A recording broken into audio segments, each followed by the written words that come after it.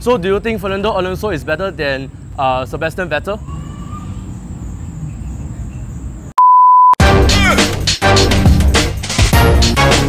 It's like a loop machine. Now, our channel is called Pedal Drift, but none of us over here know how to drift.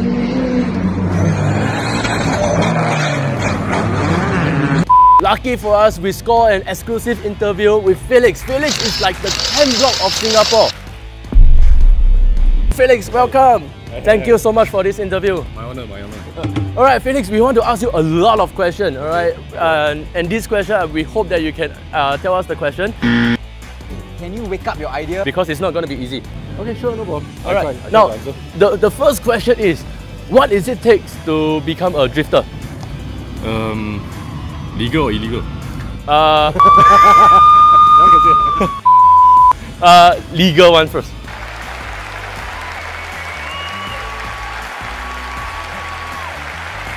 There are many ways to start drifting. First one is maybe you can own a car first, drive a rear-wheel drive car, and start practicing somewhere in Malaysia or like events like this, and go on from there, progress from there. Maybe you start with a few donuts, figure eights, then you go on to maybe charge in that second gear, third gear, fourth gear, fifth gear, and just progress from there. Oh, I see. You mentioned that we need a rear-wheel drive car. So what type of settings is required? Is it any rear-wheel drive car? Most rear-wheel drive can do, but to basically start, you need some basic stuff like LSD.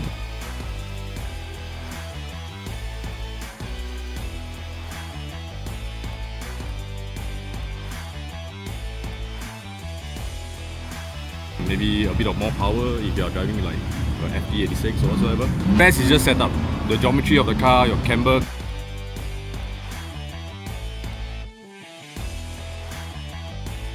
Caster.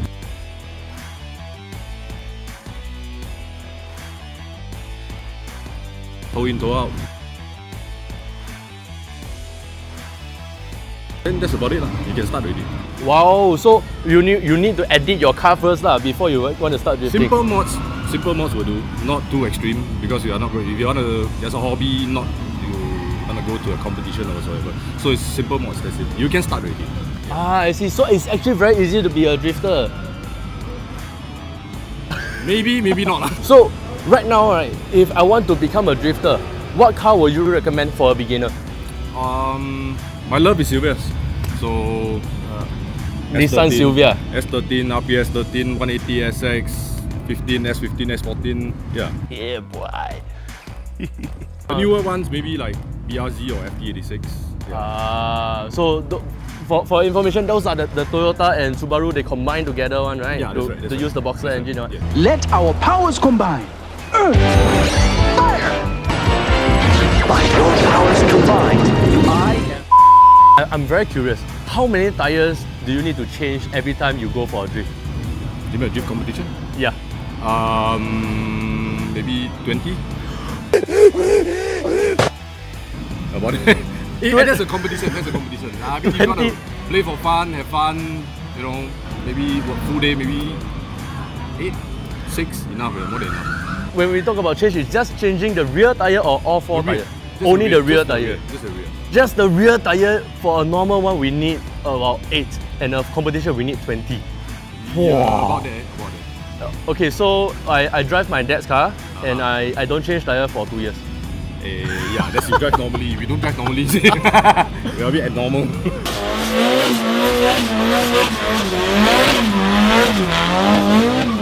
So actually, I want to ask you, what brings you into this sport? Why do you like drifting?